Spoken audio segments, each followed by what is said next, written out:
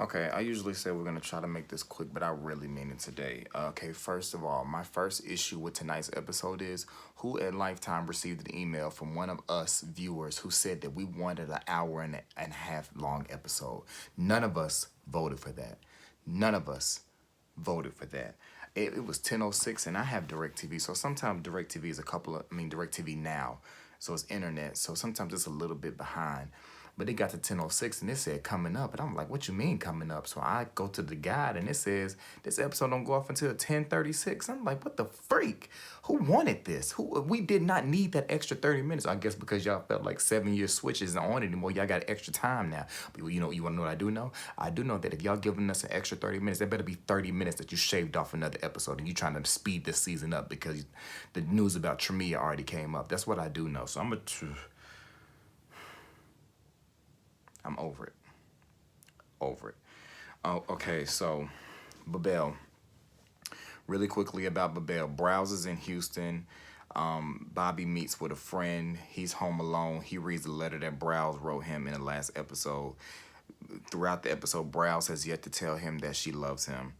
But he says that he knows how she feels. So maybe she's saying it to him off camera, but we still haven't heard Browse say she loves him. They FaceTime each other. They say, I miss you on a rate scale from 1 to 10. How much do you miss each other? They both miss each other at a 10 when it's time to get off Facebook. Bobby says, I love you. Browse obviously doesn't say anything. He doesn't know if she even heard him, but it doesn't matter because she still didn't say it back or say it to you, you know? When Browse finally gets home, she greets the dogs with more passion than she does Bobby. And I got a problem with that. Like, you are married to this man. Why are you showing the dogs that you're more excited to see them? Maybe because she's actually more excited to see the dogs than she is to see Bobby. So I posed a question on Twitter. I said, I tweeted saying, why are you more excited to see the dogs than you are to see Bobby? And then some lady commented in my mentions on Twitter talking about I would probably do the same thing because dogs are like babies. And I replied, but your husband is like your husband. That's not an animal. And she was like, well, you're not a dog person, so you won't understand it. FYI, humans are animals. That's beside the point. Animals aren't out here getting driver's licenses. Animals aren't out here with jobs, okay? There's a difference between an animal and a human. I don't care who considers humans animals.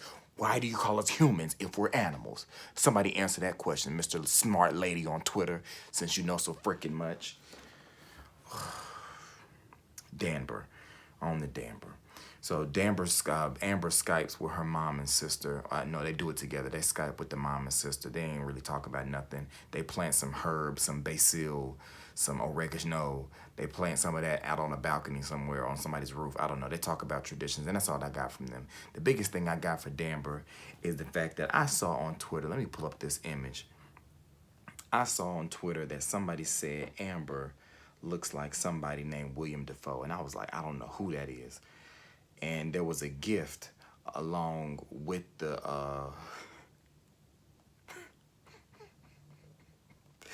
there was a gift with the picture. There was a gift with the tweet, and this was the gift, y'all. It said every time she smiles, she looks like this.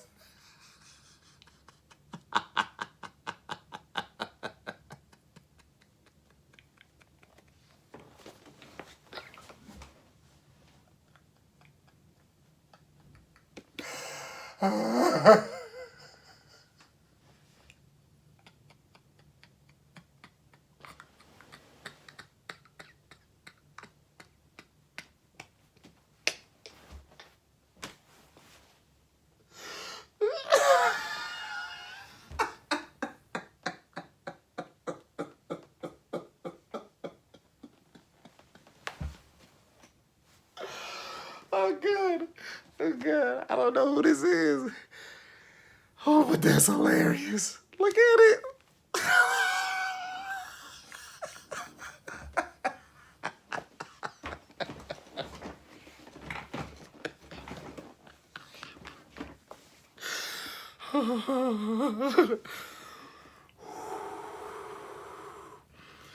I'm getting hot.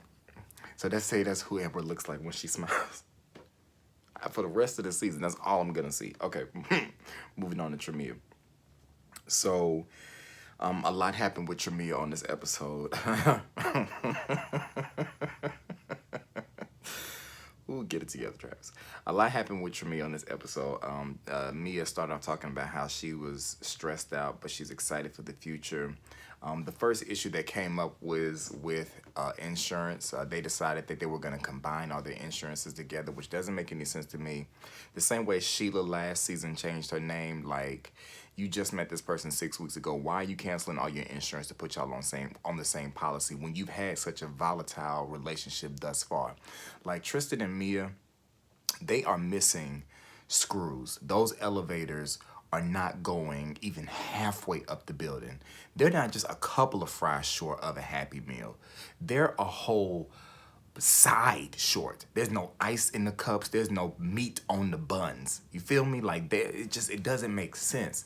So the issue came with the fact that they discussed combining all their insurances, and Mia was supposed to take care of the health insurance part of getting them joint health insurance. So Tristan took it upon himself to go ahead and cancel his own health insurance, thinking that Mia was going to take care of the health thing, and she hadn't yet. So now Tristan is without health insurance because Mia has not set up insurance for them.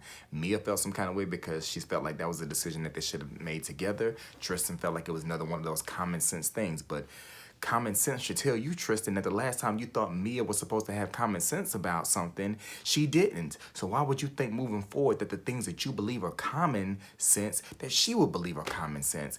You sat at a dinner table with her dad and her sister and said common sense would tell you not to tell them what I just told you when you asked me, was I uncomfortable? So why would you think that... I'm not going to let them get me worked up tonight. So either way, Anyway, rather, they got into an argument over it. Mia felt some kind of way. Tristan felt some kind of way. And that pretty much spawned everything that happened in tonight's episode. So,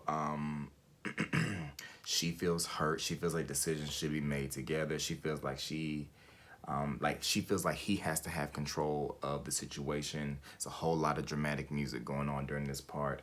And apparently there was an ultimatum given to her by Tristan saying that either you go to Houston or you can't stay in my home. Keyword on the my. It's no longer their home. You know, he was so happy to make it their home. Now it's his home. So she goes into self-preservation mode, and Tristan gathers all her things and throws them outside like it's trash day. Like he literally took all her stuff. And this is the discrepancy that I don't understand, because Mia is saying Tristan packed her stuff and threw it out. Tristan is saying she packed her stuff. Somebody lying. I don't know who it is. All I know is Tristan still took her stuff and took it out of the apartment. Even candles, he said it wasn't mine. It was theirs, but it wasn't his, so it had to get out. He took in all the wedding pictures and all that kind of stuff too. And he kicked that tail out of the apartment. He said he's feeling like, quote, if she left. But according to Mia, you kicked her out. Like, you told her that either she goes to Houston or she leaves. So I don't really feel like this is a thing where she just chose to leave. Like, you told her that she had to leave. So later in the episode, Mia Skyped Dr. Jessica, and they talked about how they prioritize things differently. And Dr. Jessica said there's a deeper issue than the insurance, which I agree with, because I can't imagine that this is only because of the insurance. Now, the insurance may have been the straw that broke the camel's back, but it's more going on than just the insurance there. So she talks to her. Tristan talks to Pastor Cal.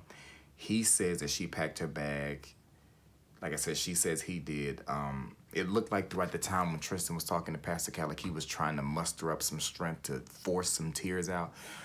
I'm not liking either one of them. I do not like Tremere. I'm going to go ahead and state it now.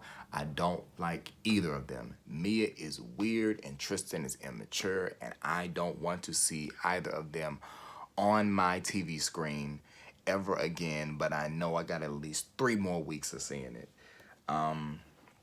But the good thing is Pastor Cal did call him out because he felt like he was using the relationship as leverage, you know, saying like either you're going to do this or we ain't going to be together type situation. And that's exactly what it was. So Pastor Cal ends up meeting with them both.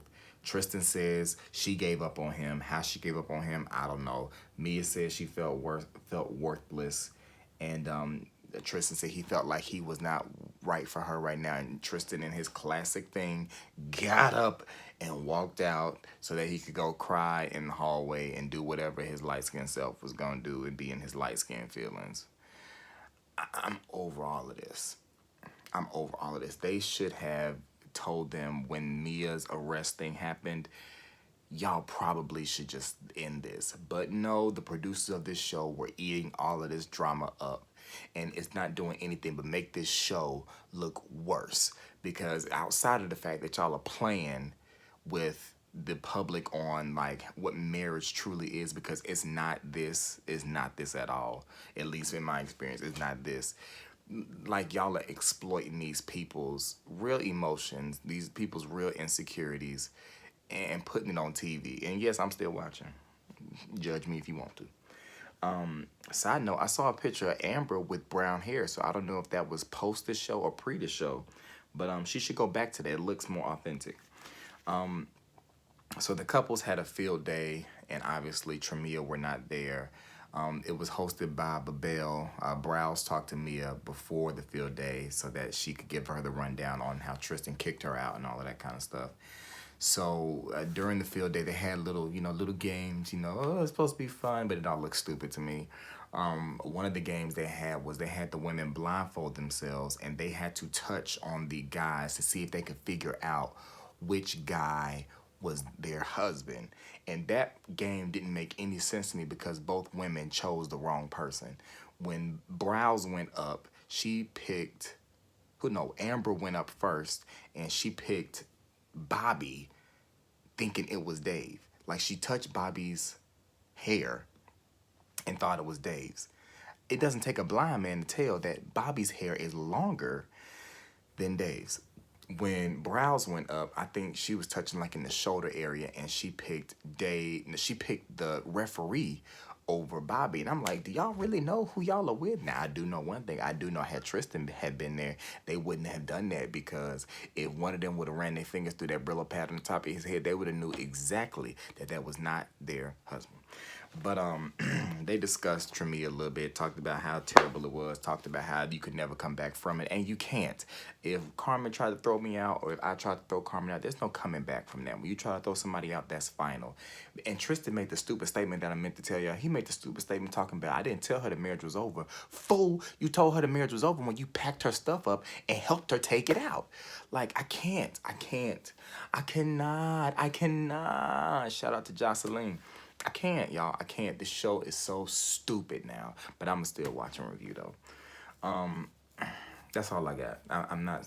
They done made me sit through an hour and 36 minutes of this BS. Y'all make sure y'all rate, like, comment, do whatever it is you gotta do. Tell me what you think down in the comments. I'll talk to y'all later. Peace.